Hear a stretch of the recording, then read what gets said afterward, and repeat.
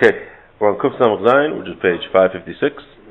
So he's continuing what we discussed last time. Was that we find that there are tzaddikim, and bad things happen.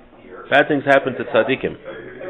So why do bad things happen to tzaddikim? So the Ramchal discussed that the whole point of the world is that Hashem reveals Himself that He's one. That's the whole world history is leading to that purpose. Now, the way He does that is through a negative thing, or I shouldn't say negative, I should say by showing that something else has no power. What does He show that has no power? He shows evil has no more power. So, when evil grows in the world, eventually, the more it grows, there's actually a bigger revelation of Hashem's oneness when He destroys that evil. So Hashem, before this revelation of His oneness, before the times of Mashiach and Olam Haba, Hashem allows evil to grow to whatever it will grow to. In fact, and like I just said, the more that it grows, the more Kiddush Hashem, so to say, there will be a more revelation there will be when Hashem destroys that evil. So he said, when Hashem allows the evil to grow, it actually means that tzaddikim are going to have it worse off. The tzaddikim are going to have it worse off because now the evildoers are the ones being successful when the evil is growing.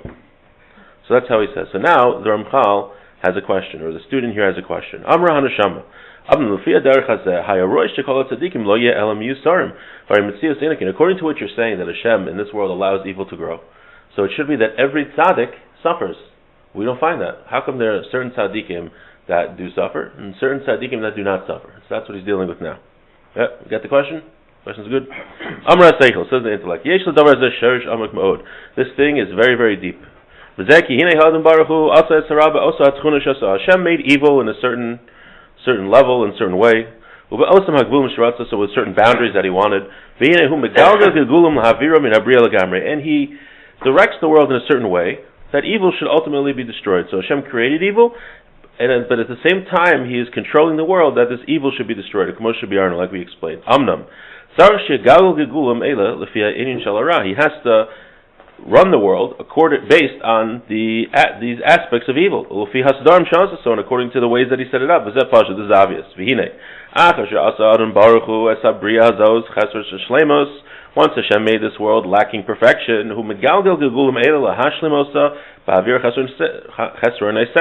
He makes the world go on its way in order to complete it, to remove all of these deficiencies that He created within the world. Only Hashem knows the root of all these things that He wants to do. But the reason for all of His gzeros, for all of His decrees, they are hidden from His creations. This is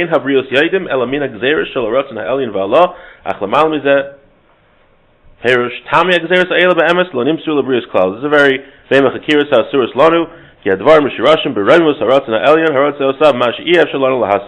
This is very important to keep in mind. He says that we can understand the gzeros, the decrees that Hashem makes. What we cannot understand is why He makes those gzeros, why He makes those decrees. So we can understand what He's doing. I guess Hashem is being angry with us now, we're being punished. Why? Why is this person being punished and this person not being punished? Why did Hashem decide to make the world this way and not that way? That we can't understand. The Rav Chaim Friedlander quotes in the footnote from the Klach that he says also that when it comes to the physical world, right? Why does Saturn have this many rings and not that many rings? We can't understand that. We can see what Hashem made. We can see the world, how the sun. Why is there one sun, not two suns? Right? We can look at the sun. We shouldn't look at the sun, but we can learn about the sun, and we could be inspired about Hashem's creation that would bring us to Avos Hashem. But for us to understand why Hashem made it that way, or why He made the spiritual world that way and not another way, because that is above our comprehension, and any creation is not able to understand it. Right? Many people ask this, like, why did Hashem do this? Can't answer that. Oh well. Okay. V'hine, hu yizbar shmo yodeh shel Hashem l'briya zos tzrichim shnei dvarim. Hashem knows to complete the creation we need two things.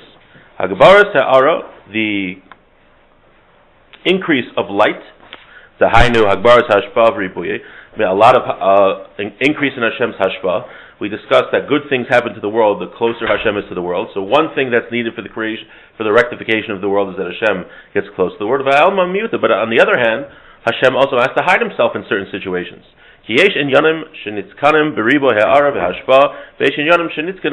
Certain things get rectified through Hashem's abundant light and being close with the world, and certain things become rectified through Hashem hiding Himself and lessening that light,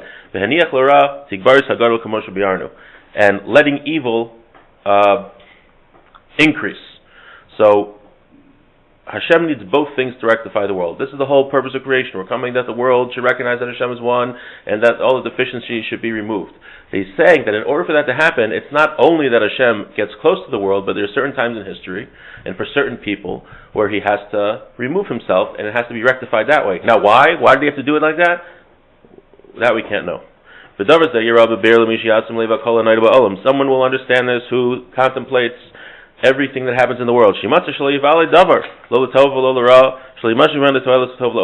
There's nothing that happens in the world, whether it's good or evil, that will not eventually lead to something good for the world. So even the suffering that happens, eventually that'll be good. Like it says, everything that happens from heaven is good. There are many ways for Hashem to act. Some to the right and some to the left. Now these things, you see one tzaddik who's suffering and one tzaddik who's righteous, good things are happening to him. He says that is not because of their deeds. It's because of the nature of the world. Only Hashem knows the true nature of the world. He knows what the world needs. Only this we know. The only thing we know in this aspect is that there are for the rectification of the world, certain times we need, or for certain people we need, a outpouring of Hashem's hashpah, and certain times it needs to be limited and withheld. These are the 28 times that are mentioned in the book of Ecclesiastes, right? Also the famous song by who? Was that a time to cast away stones, a time to gather stones. I guess everyone here is too young to remember that song from the 70s. It's a famous song. Anyway, you know better the book of Koheles. So what are these 28 times that we're talking about in Koheles? It represents the moon. The moon increases and decreases. Leo's dugmal as a example for this. There are a lot of deep ideas in this to understand the way the moon works. And it's connecting to the sun in all of its aspects. What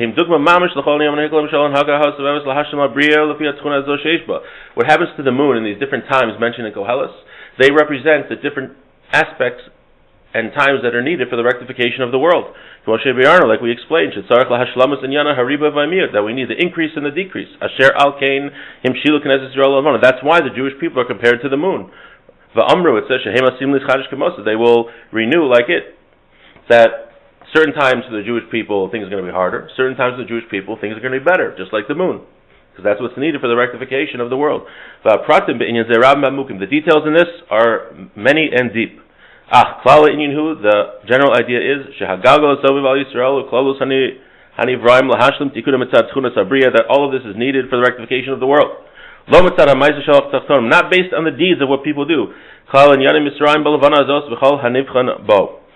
So, it's a little scary to right. So he's going to talk about mazel in the next paragraph, in the next section. But there is an aspect that like Taisa says, that if a person is born under a mazel where he has to suffer through his chus gadol, a great merit, and through davening, a person can change his mazel. But I think even before we get into this, there's the Ramban of why do bad things happen. You look at another person. Why are bad things happening to a good person? So the first thing is maybe he's not a good person, right? You don't know everything he does in his life. Number two, maybe he has a few averas that he did that has to be rectified in this world. And then after that, maybe he's a Gilgul, he needs to go through this. And then you have this, or maybe he's a tzaddik, and Ramchal writes elsewhere that maybe a tzaddik has to suffer for the generation.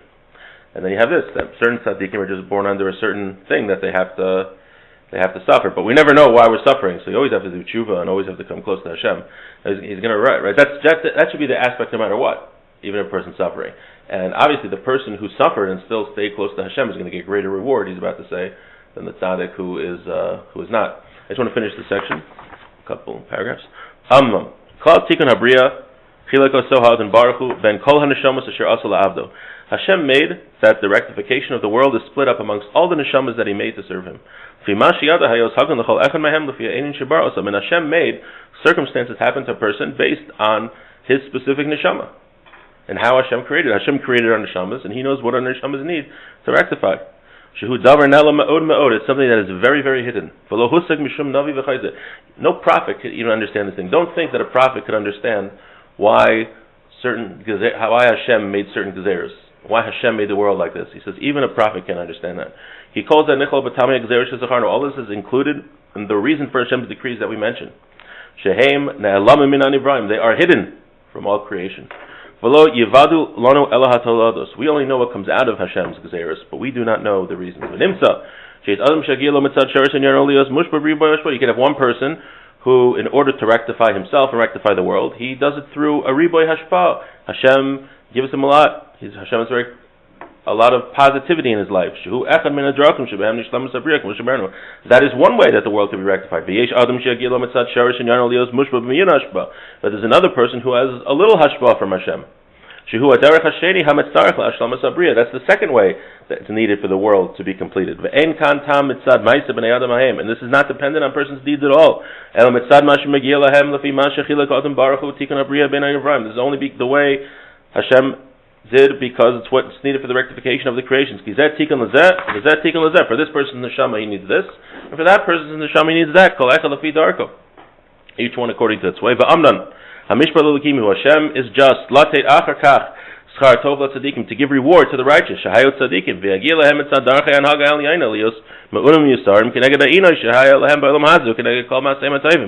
So you have a tzaddik who suffered in this world because that's what was needed for the rectification of the world, the rectification of his neshama. That's not fair. No, but in Olam Haba, he's going to get reward juxtaposed to the amount of suffering that he endured and still stayed faithful to Hashem. So in the end, it will be just. What are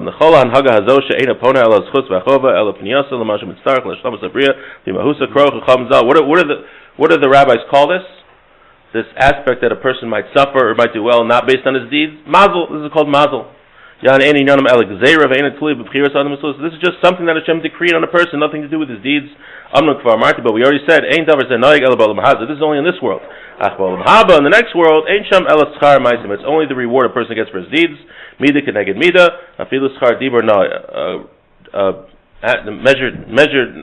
measure.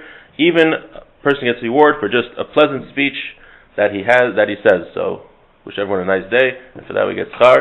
But again, just to summarize, he's saying, the question was, if Hashem allows evil to increase in the world in order that He could destroy the evil to rectify the world, so why do we find that certain righteous people have easy lives and certain righteous people have difficult lives? So he says, because each person is actually different, the way the world needs to be rectified. Some people Hashem has to withhold His hashpa, some people He gives more of it, and each one will be rectified. The world will be rectified through that. Each neshama needs a different thing.